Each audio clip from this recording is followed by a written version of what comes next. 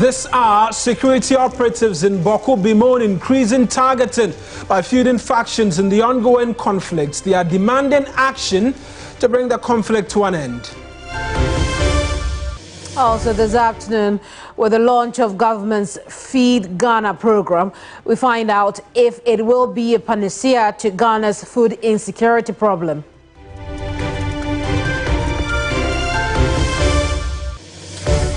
A lot later, the Minister of Energy and Green Transition, John Jinapor, has been expressing concerns over the increasing rate of power theft in the northern region, especially the Greater Tamale metropolis.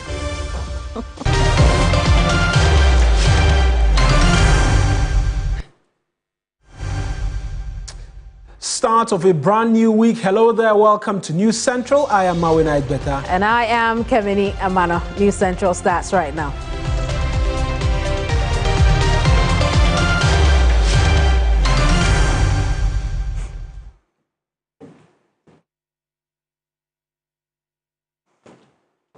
Now, this afternoon, security operatives in the troubled town of Bawku are bemoaning targeting by feuding factions in the ongoing chieftaincy conflict there. The Bawku conflict, spanning decades, has deteriorated over the last few weeks, with at least 3 persons dying in the last 24 hours and the numbers rising over the last few months. With essential workers fleeing and the town being deserted, security operatives sent to deal with the escalation have been speaking to TV3, and we understand that they are now the targeted group. An officer who spoke anonymously to us will be talking about that officer shortly. But Mawina, that's where you come in, because you conducted that interview with the officer who would keep anonymous at this point for security and safety reasons. How did that conversation go? Right, and so in the early hours of this morning, while we were preparing, and essentially the conversation about Bawku has been topical. We know the IGP was there all throughout the weekend, and we'll get into the details, I believe, subsequently when we begin to engage our security operatives or security experts on his visit and all. Then the call came through. The individual did not disclose his name, but stressed that he had received the contact from a close associate, and he was left with no other option really, because remember, over the last 24 hours, reports suggest that 2 police officers as well have been gunned down. As the police has issued a statement, they say they are on the manhunt for them. He says he's not with the police, but he's with the security service, and these are the details he sought to reveal to me, and I'm just going to try and walk viewers through it. The first off, I asked is how they are able to identify them as security operatives, which was the first question I had to ask, because alleging being targeted, how are you being identified as security operatives to start off? And that's why he told me that the moment you set foot into Bawku, if you're a stranger, he says that even a small boy will identify that you're a stranger. If you spend 3 good hours in Bawku here, that's him saying that there, they will know that you're there. Then he proceeded to say that that's the situation. They know everybody, and now they, the security personnel, are a threat to them, and that's what he told me, because they are hindering their progress of whatever they want to do. Then I proceeded to ask the question, what then is the challenge? Have they been able to get the word out? What are their superiors saying? What is really happening? He sought to explain that now what they know is that the fight, yes, there are feuding factions, but the fight is increasingly now between the factions and then the security personnel as well, where he goes on to say that the fight is not against the police, it's not against the military, it's not against immigration or NIB. Every single security personnel who is on the ground here, their life is at stake. And then he began to add very crucial detail as to how they are demoralized. Everybody who is a security person in the enclave is scared. They cannot move out. They cannot go anywhere. He says that he just wants to go and buy water for the office staff, and he cannot go. And that's where he left it. And he stressed greatly on the fact that he wants to continue to remain anonymous. He doesn't want details of what he's telling me out, or his personality identified as well. But essentially, they are living in fear, and they do not understand why enough action is not being taken to deal with the situation as we know it, Kemeni. And Mawina, the context for this is that we're hearing this, you know, right after the IGP visits this area. In fact, he mentions that when the IGP visited, he was there. In fact, he was a part of the team that visited the IGP, the chief's palace, and was with the IGP all throughout the tour. When at some point there were individuals hooting at the IGP, we've heard reports of that. He confirmed that to me and said he was present through it all. And again, it raises concerns as to the IGP just leaving.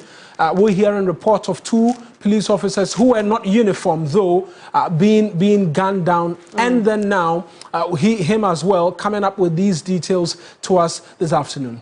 Indeed, Mawina. Speaking of the IGP, we know that Christian Tete Yohuno, during his recent tour of the Upper East region, called for the interagency collaboration to deal with the Bawku conflict resurgence. This work that we are doing will never be complete. We cannot be able to work alone. The other security agencies, we have the military who are with us thick and thin. When our people were attacked, we have the soldiers entering and trying to retrieve some of the rubbles and some of the few things that were recovered. We say thank you. I thank all of them for their support, for always being there to support us and when situations are getting beyond hand. And for the immigration, the prisons, the fire service, we say thank them. I thank them very much. When I came here to Garo, I've seen that there are a lot of immigration officers who are giving backup to our local police to do their work. I thank all of them, and God bless them for their support. Let's take all of these that we're learning of to 2 security experts. Dr. Victor Docker is a researcher at the Kofi Annan International Peacekeeping and Training Center, and as well, Colonel retired Festus Abuaji is a retired security consultant. I want to start off with you, Colonel. We've seen 2 policemen killed in the last 24 hours. A security operative in the Bawku township has been speaking to me, detailing really what he believes are harrowing tales of officials and what they are going through at this particular point in time. He feels a sense of a lack of urgency in dealing with this matter. How do you see what has played out in the last 24 hours, particularly after the IGP's visit? Thanks for having me.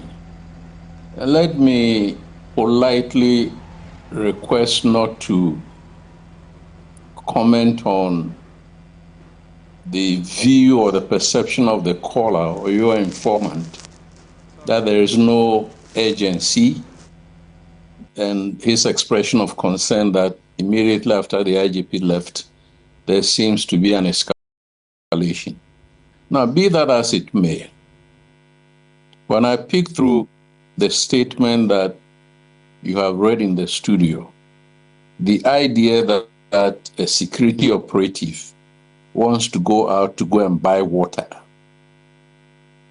it is not speaking about an integrated operation where these security operatives, whether BNI, NIB, whatever they are, it doesn't appear that they are jointly operating with the formed security services, i.e. the police and the military. And that they, the security operatives, are probably living on their own. They are not supplied with some of the consumables like water, like food, and so on and so forth. So that simply has to change. Because in operations of this nature, the other security services provide the umbrella.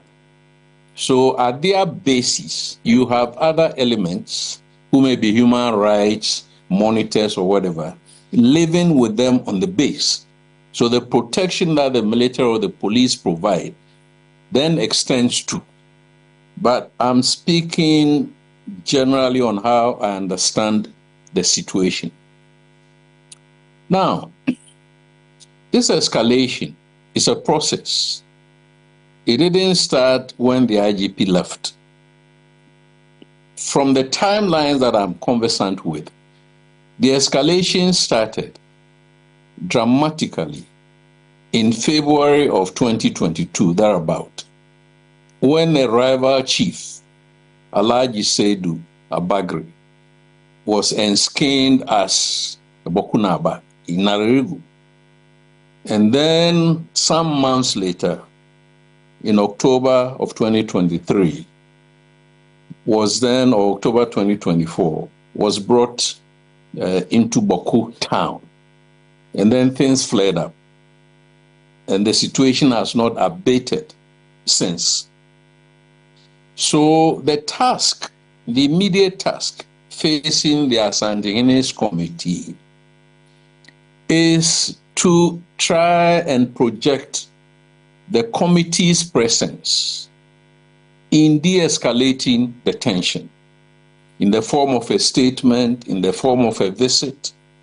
And indeed, that statement, that appeal, must come from the traditional heads of the Kusau and the Mamprosis. In other words, the Nairi at Naririgu is the one who would call on the Mamprosi youth to abate the violence. And then the Bawku Naba, I'm speaking for purposes of records, that is how he's referred to. Abu Grago Azoka II will also call on the Kusasis to abate the violence. So far, I'm not sure that these two traditional leaders have made that call on their constituencies. And the task of the Asante committee, as I've suggested, is to try and appeal to them and use his good officers or the good officers of the committee to get the traditional leaders to call on their followers to abate. Right, Colonel, thank you very much.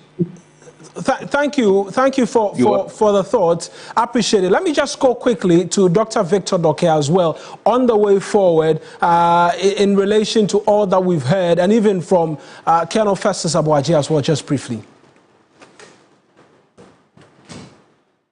Yeah, my way. Yes, I can hear you, Doc. Yeah, you asked the question, please. I think there was a question of phones in here. So I'm asking, what should be the way forward in the wake of all we've seen in the last few hours? Right, thank you very much. I think this is a very unfortunate incident that the men in uniform who have sworn to protect lives and property have become, victims. Now, the way forward is simple. Trying to what the retired colonel has already stated. Now, I will speak specifically to the men in uniform station in Bawku there. This is what is happening now. And with regards to the prior events, when the market incident happened, there has been broken trust.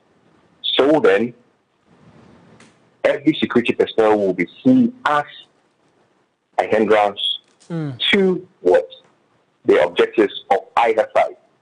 Now, we are told it's the work of an armed, armed robbery.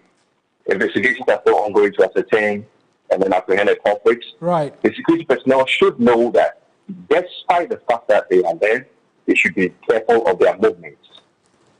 If it's not necessary for you to go out, you don't go out. Except you're going on patrols. But on personal outings, I think they should desist from it for now.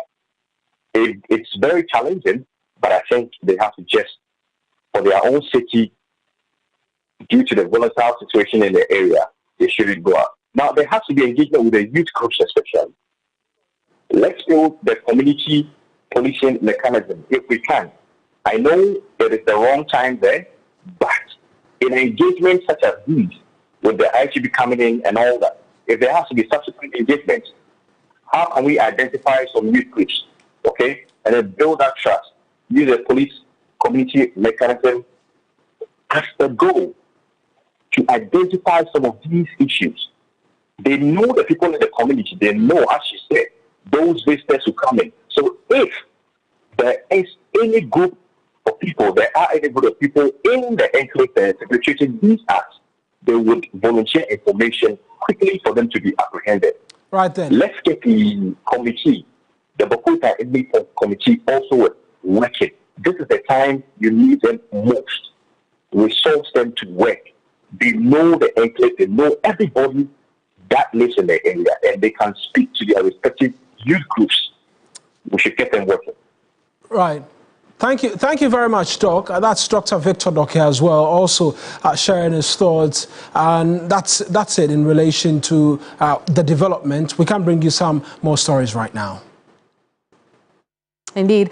Now, as part of efforts to boost Ghana's agri sector and ensure food security, the government has launched the Feed Ghana program in the Bono East region. Here's President John Dramani Mahama speaking at the launch in Techiman on Saturday. The key interventions under the Feed Ghana program are as follows. And the first is the promotion of smart agriculture. We'll establish farmer service centers nationwide to provide mechanization services, quality inputs, finance, market access, primary processing, and training for our farmers. In addition, we'll create farm banks or land banks in designated irrigable zones to support young agri entrepreneurs and enhance national food production. President John Dramani Mahama there. Meanwhile, Ghana imports nearly $400 million worth of poultry and poultry products annually, and government is hoping to change that with the launch of the Feed Ghana program.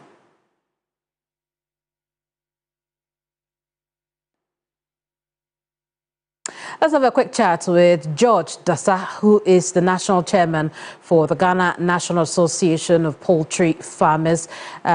George, good afternoon to you. George, can you hear me? Well, George, if you can hear me, quickly tell us, it is possible, isn't it, to curb the importation of poultry and poultry products into the country?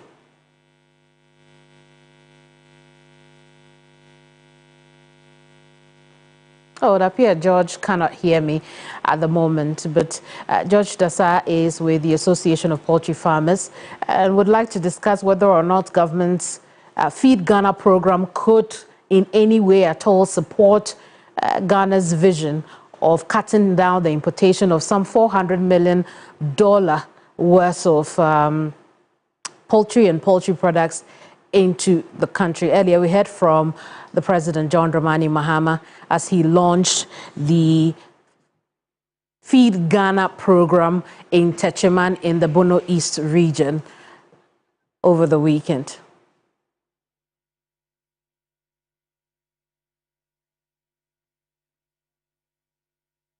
Well, we'll bring you more of that story a little later, right after the break. Don't go away.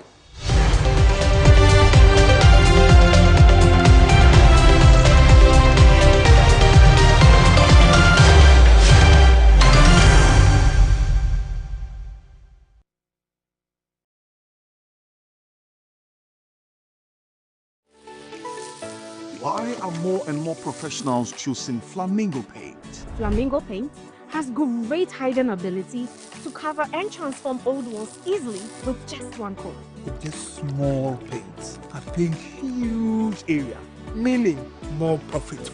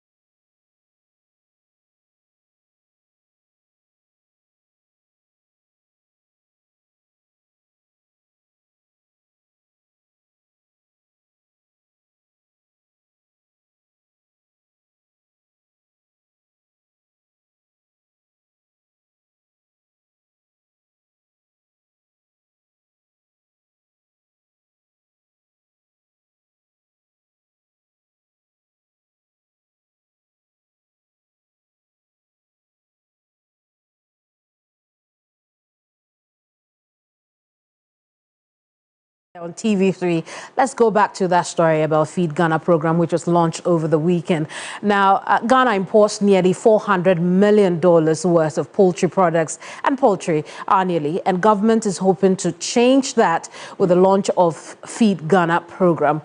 Let's chat quickly with George Dasa, who is the national chairman of the Ghana National Association of Poultry Farmers. George, good afternoon to you. We know that under this program, there is a component targeting the revival of the National Poultry Initiative, where some 50 anchor farmers will receive support to produce 4 million birds, about 10,000 metric tons of chicken. How are your members plugged into this to ensure that this country achieves that? Yes, thank you so much, and good afternoon to your viewers. It is welcoming news because over the years we realized that the poultry industry is on a nosedive, just going down and down. And so what the president said last Saturday is welcoming news. We only hope that when it comes to the implementation, it will be done well, because over the years, successive governments have very good policies when it comes to the poultry sector. And however, when it comes to the implementation, that is where the problem is always, that's where the problem is. So we are only hoping that this time around, the implementation will be done in a way that this program will be successful. So for poultry farmers, we are poised, we are ready to take advantage of what the president said, so that we can scale up the production of poultry, the local poultry in this country. That will go a long way to help all of us. I'm going to come back to you shortly and learn what pitfalls the government should avoid, considering the backdrop of such a program isn't necessarily new to this country. But I'm going to bring in now Bismarck Owusu-Note, who's Executive Director, Peasant Farmers Association of Ghana. Bismarck, thank you so much for talking to us. But how can the Feed Ghana program address the shortcomings of previous agri policies? Yeah, thank you very much, and good afternoon for having me. I think that we are all very clear regarding the kind of food challenges that we have. The fact that we have very high import bill, and the fact that our current food inflation is quite high, and we need to do something drastic about it. So it's quite refreshing to hear the government actually launch the flagship program that aims to address the various components of the food that is produced in the country. So we actually commend government for that approach. The fact that the approach is targeted. So there's a program for vegetables, there's a program for cereals, and there's a program for livestock. And I think that it is great to have that concept. But just as my brother said, I think that when it comes to conceptualization, we do fantastic. When it comes to the actual implementation, that's where we have some challenges. So what we expect is that, one, the ministry should be open to have further engagement with stakeholders so that we are able to come out with a clear direction and a clear strategy on how this particular program should work. Number two, during the launch of the program, and in fact, in listening to the minister, it was quite clear that there are various levels of support. So there is support that's going to the institutions and the ones that are coming for the farmers. Now, a lot of farmers are a bit agitated because they want to understand how they can grow themselves and benefit, how they can position themselves and benefit. What is the approach that the government intends to use? What vehicles are you going to use to provide the input for the farmers? Which areas are going to benefit? What is the distribution modality? And I think that it would be great if the government can come out clearly to let us understand how the program will roll out, when it will roll out, considering that in the southern part of the country, the rains have begun and some farmers are started planting. So I think that we need more further engagement with the ministry. He has called for that. And we hope that together with the ministry, we can come up with a model that works for institutions, that works for farmers, to ensure that we can produce a meet local demand as well as also try to export to neighboring countries for industry. So that's our take on this, Back to George. This program. Absolutely. George, you tell us, at this time, the country would want to cut back on the over $400 million we spend importing chicken or poultry products. This program, what specifically do you want the government to do with this program in order to cut back on those forex spendings? Yes, thank you so much. Like I indicated earlier, the implementation is a key. Then we are also thinking that if the whole poultry value chain is developed well, from production of the cereals, especially maize, to the end product being marketed, you find out that the maize production, how it will go so that we get more yield in this country, so that there will be regulations that will stop these grains from being sent outside when we actually need it in this country. Then when the bears are ready, what do we do? Processing. In this country, we don't have many processing plants. But if we are going to have 50 anchor farmers across the nation, then we look at the places where these local broilers are going to be produced and make sure we have these processing plants. And of course, processing plants comes with storage. Then after that, what next? Marketing. If we are producing only 5% and 95% is imported, it means that the market is there. What do we do so that the locally produced chicken will be marketed here? But the government, deal with institutions like schools, prisons, the military, and other places where the government actually feeds or helps to feed these institutions. Then there should be a directive that if they are going to take chicken, then it should be locally produced chicken. MMDAs, they hold workshops, they hold seminars at places, and they take lunch. It should be a directive. Like once upon a time, the issue of local rice was being hyped, and people bought into it. Locally produced chicken we should replicate same on local produced chicken, so that after we have produced it, it will be taken. When that happens, farmers will be encouraged more to produce. And the last thing I want to also add is that I have survived a lot of government interventions in the area of poultry production. But what's always happens is that when it comes to this side, then there is what we call the political farmers. Somebody who knew nothing about poultry production is given the money or the resources, and most often the program will flop. So this time around, we are praying and hoping that the government is going to work closely with the association, poultry farmers, so that we'll see how together as stakeholders we can move it forward. Indeed, we'll see how that goes. Thank you so much, George, for talking to us.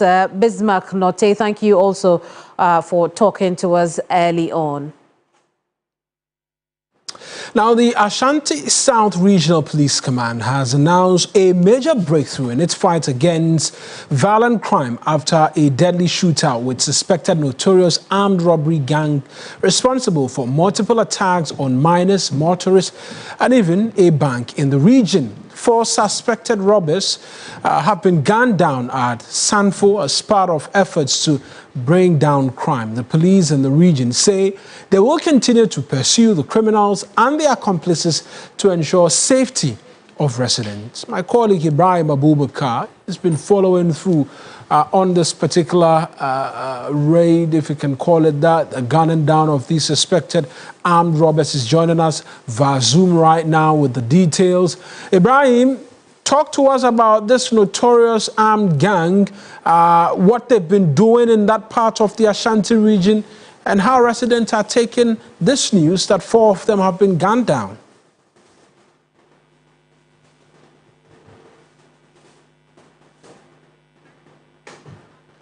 Right, we'll try and get Ibrahim via the phone lines instead.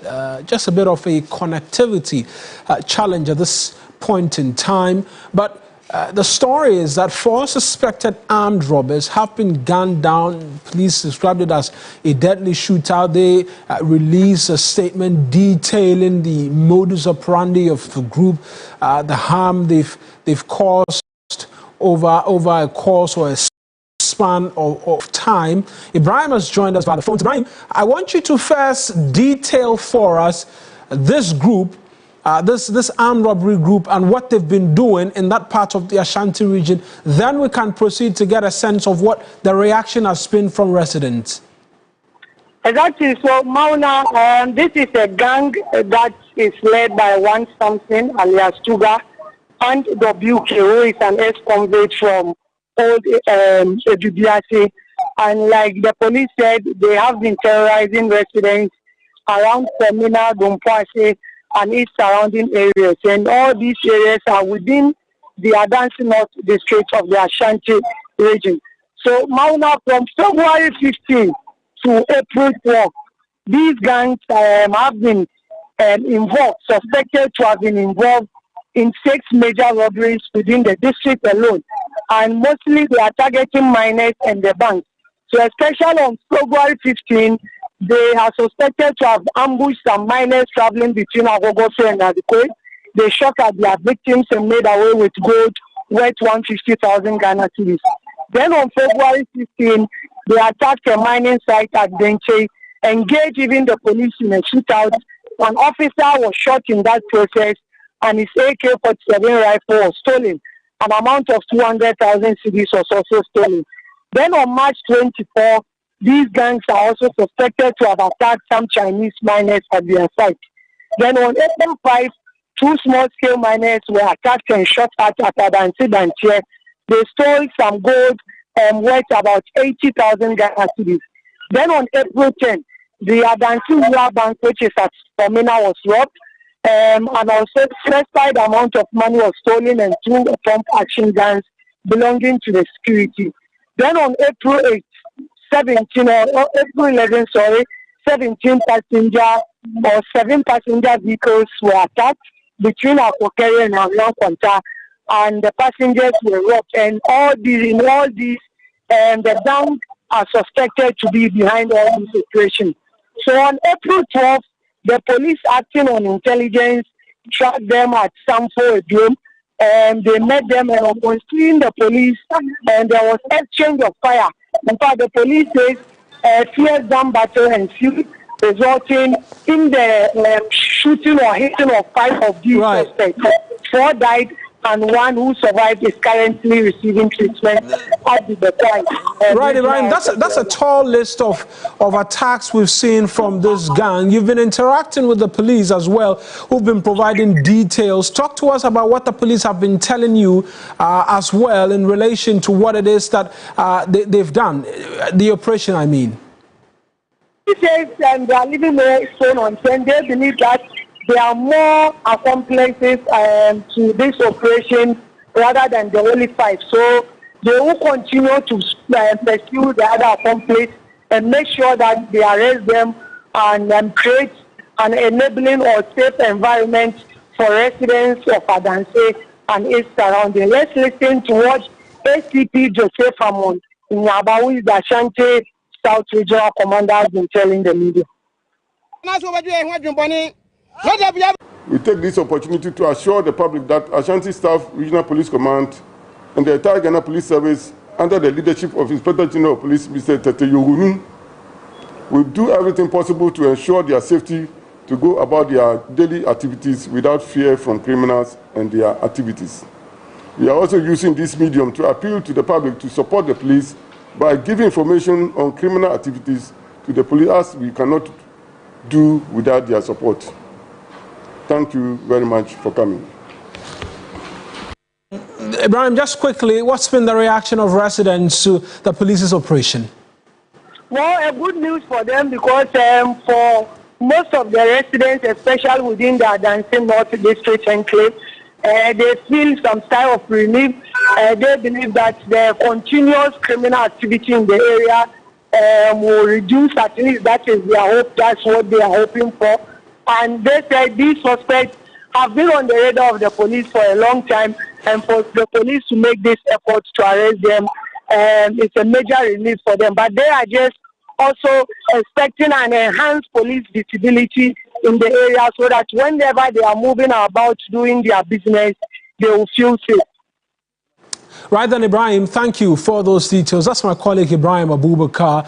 From one crime-related matter, let's bring you back to Accra for another crime-related matter, because the Accra High Court has ordered prosecutors to expedite investigations in order for the plea of Uchechukwu Chima to be taken after being on remand for weeks. The 56-year-old is standing trial after the Narcotics Control Commission NACOC operation led to the discovery of 192 kg of cocaine and 0.42 kg of heroin worth some $2.1 million. Let's take you to court right now. Lord Idwasare is on standby for us with the details. Lord, how far back are we talking about this bust by the NIB and NACOC and this 56-year-old Nigerian being behind custody? Well, Marina, you'd recall that for the past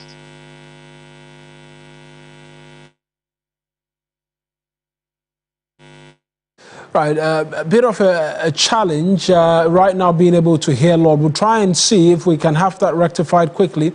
Lord, we were hearing you quite fine, but the audio just went AWOL on us. That's Lord Idwasare, is my colleague for us in court right now. And Uchechukwu Chima, he is the person on trial right now. The court is asking prosecutors to expedite investigations. Lord, one more time, try and give us the details.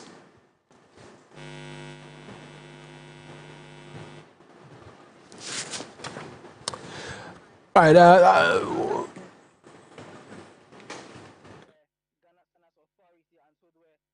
That connection and connect with Lord for details, but you know the subject of cocaine has been quite dominant in media conversations for some time in the last few weeks, particularly as we know that the NIB have made 2 separate busts as well. We'll get the details from Lord right after this break.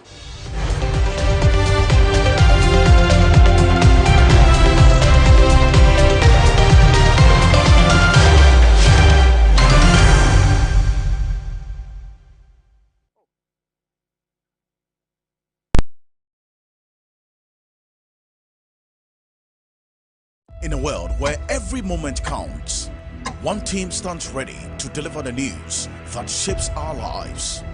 A team driven by truth, integrity, and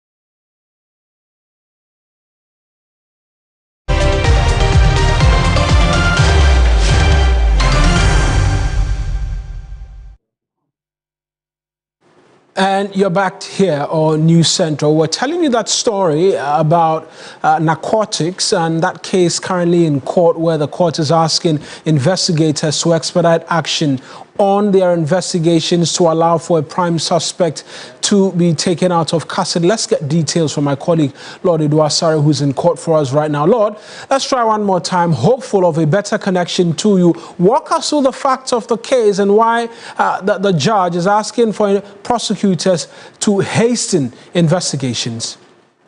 Right, Marina, so Okechukwu Chima, the 56-year-old, is a Nigerian, and when the case was called, the prosecution led by Adama Watkins, the senior state attorney, he prayed the court for additional time because he filed the new charges, because he indicated that he had just gotten a report or a document from the Ghana Standards Authority, and because of that, they wanted to use that to file the charges. But the judge here in the matter wasn't too pleased, seeing that Okechukwu, she indicated, has been in custody since March. She's been there for weeks, and she added that this is the case that NACO has the authority or the power to admit him to bail. But what is happening is that they keep bringing him to court and then they take him back, and then his plea hasn't been read to him, the charges hasn't been processed against him, and she wasn't too clear with the entire situation. So she was indicating that if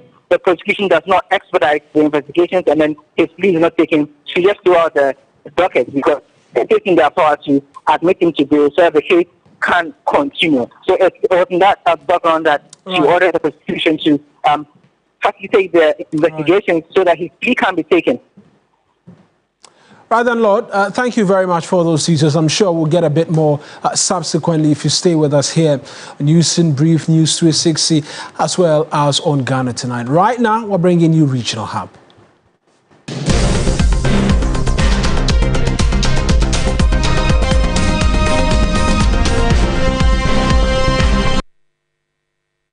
Now, the Minister of Energy and Green Transition, John Abdullahi Jinapor, has expressed serious concerns over the increasing rate of power theft in the northern region, especially the Greater Tamale metropolis. According to him, over 70% of residents in the Greater Tamale metropolis are engaged in illegal connections, leading to millions of cedis in revenue losses to the Northern Electricity Company, Distribution Company, NEDCO. The minister warned that the northern region may face a blackout in power supply if the situation is not immediately addressed. John Jinapor is currently in the northern region to engage with some key stakeholders on how to collaborate to ensure the power distribution company is able to mobilize revenue and also prevent power losses.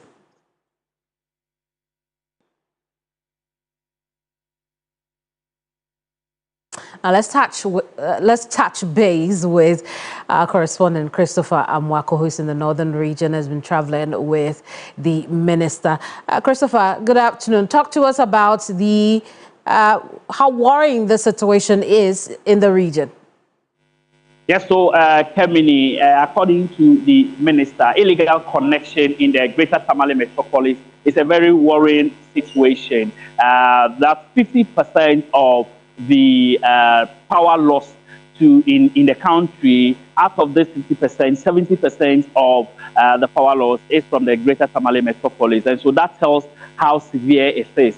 What he's been saying is that it's becoming worse by the day. And so the Power Distribution Company Limited, that is NEDCO, will take steps to address this matter. And for that matter, they are going to go on rampant illegal connection checks and also revenue mobilization. So in the coming days, that will take place. The minister has also been inspecting some projects in the Greater Tamale metropolis, one at Adubili and the other at Lamashago, where the projects are expected to enhance power supply in the Greater Tamale metropolis. Kevin.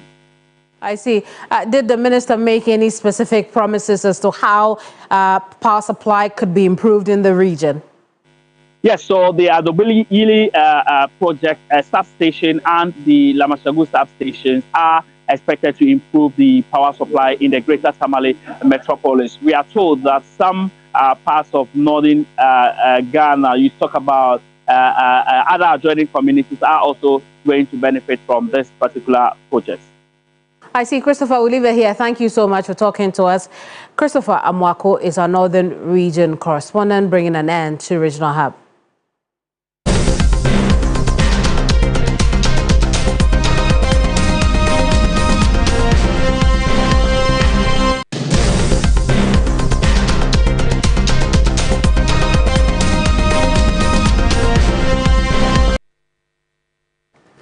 Now, in a bid to erase stigma against patients with cancer, some persons diagnosed with the disease as well as their families are opening up for the world to know the real struggle behind their fight to live.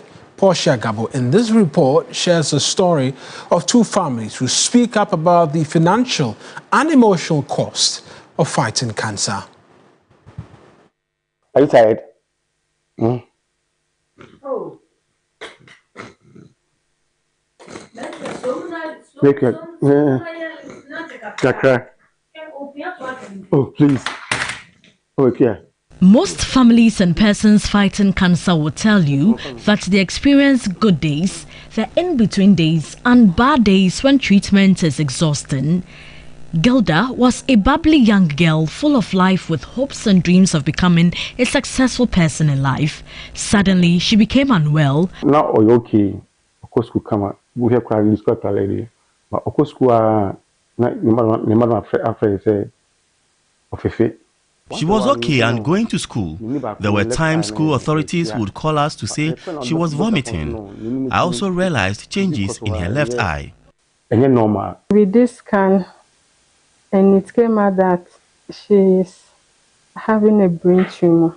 Surgery was conducted to remove the tumor, but the unexpected happened, which changed her life drastically. After the surgery, she can't talk, she can't walk.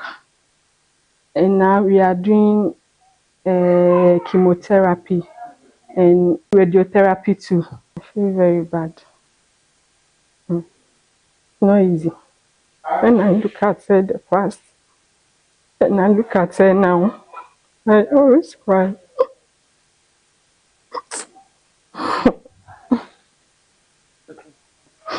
It's okay. It's okay. I feel that God touches her one day, so that she can stand and walk on her own. Because now she's on diaper, we feed her, we bath her, we do everything for her. Her school uniform is a reminder of life before her diagnosis. This sickness is involved a lot of money.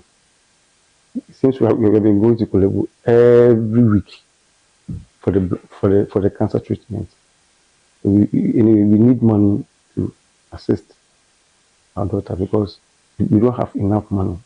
There's money spent on her that we can't even count. It's uncountable.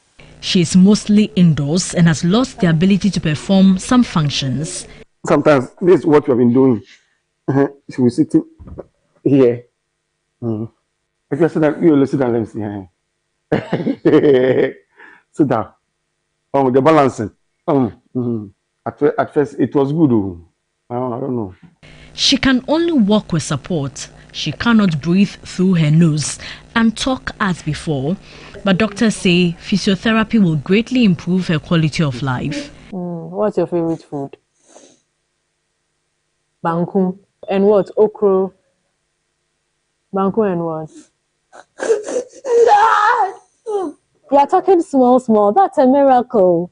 Congratulations. You'll be talking fully soon, okay? Gilda and her family are not the only ones fighting cancer. Rukmini Ajite's world turned upside down when she was diagnosed with breast cancer.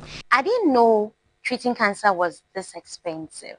Every step of the journey is expensive. It's all about money. It's all about how fast you can do the tests. Surgery was money. Biopsy was money. CT scan was money. Radiotherapy is even, I would say, the most expensive. There was a point where I was breaking down, especially when I was told about the cost of radiotherapy. She opens up about the most difficult aspect of her cancer journey. I was and I am willing to fight cancer.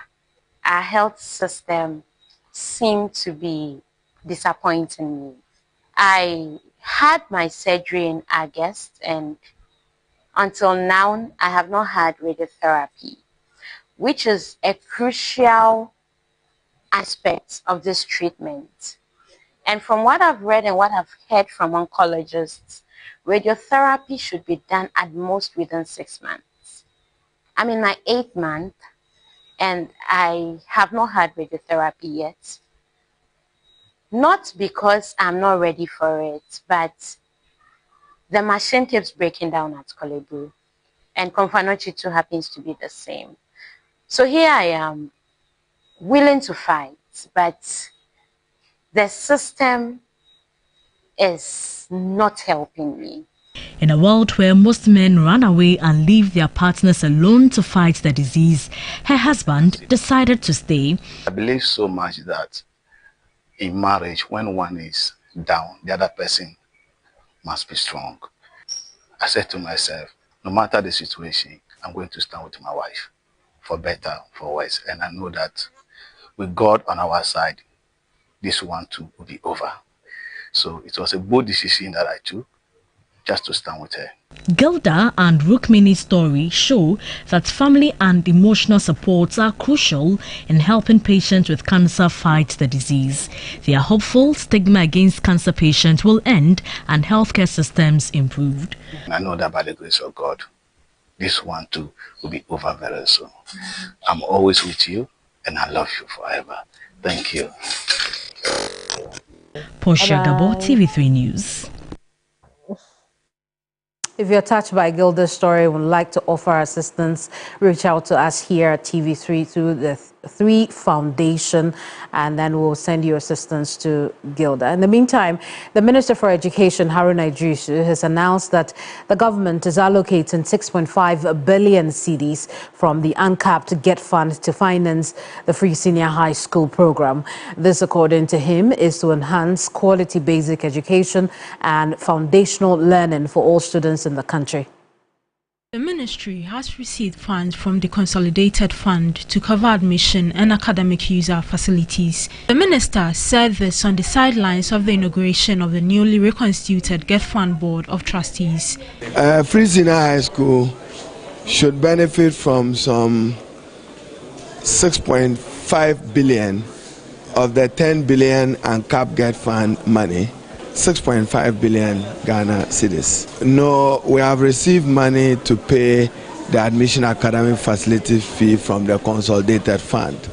GET Fund will take care of free senior high school, feeding and other associated expenditure. The Education Minister directed the sworn-in members to approve expenditures urgently to meet the needs of the free senior high school program. Plans are underway to introduce a new scholarship bill to Parliament, which will establish a Ghana Scholarship Authority that will award scholarships based on merit. President Mahama has requested that as soon as Parliament convenes, I lay before Parliament a new scholarship bill to respond to the negative cronyism and nepotism associated with the award of government scholarship. Chairman of the GET Fund Board, Emmanuel Kwesi Bajra, expressed support for President Mahama's vision to revamp government policy on education funding. There are a lot of things for us to do. You know, the president's agenda is to reset this country, especially educational sector. And so our duty primarily will be to reset and look at government's policy, government's proposal to the fund. The minister also called for the completion of the over 3,500 uncompleted projects across the country. Interesting. A lot more money for free SHS, which means correct. That feeding challenges and all of that, the government says after uncapping GET Fund and pushing all of that money there, that and basic education should see significant improvement. We will be here to watch. We'll keep an eye on it. Yeah, that's one thing we can promise you here on News Central. That's our bulletin for you this afternoon. I am Mawin Aidbeta. And I am Kamini Amano. Next is the afternoon show. Bye-bye from us.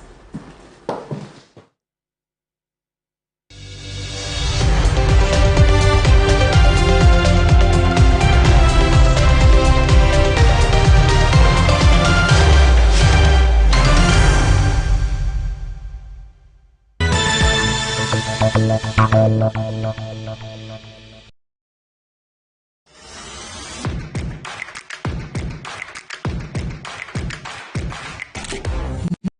our 4 beautiful ladies in the circle.